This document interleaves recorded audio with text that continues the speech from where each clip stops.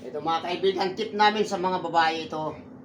Kung sakaling kayo ay pipilitin na yakapin ang nililigaw sa inyo dahil nagugustuhan talaga kayo, dahil maganda naman kayo, pipilitin kayong yayakapin, lalo kung dadalawa lang kayo sa daanan.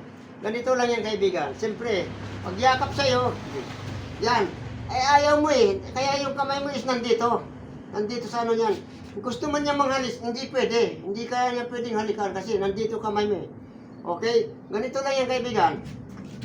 Pagyapos na ganyan, dito yung kamay, itutulak mo lang yung baba niya, gano'n no. Sigurado mabibitawan ganyan kasi dito masakit na dito eh. Ayan o. Pag bitaw na ganyan, ayan o. Ang paa eh, dito, bumbahin mo yung bayag niya. Ayan o. Tapos, sabay ngayon, pa! Dito yan, i-elpuin mo yung leeg niya. Sabay takbo. Okay? Magandang araw sa inyong lahat. Sana na inyong nakuha.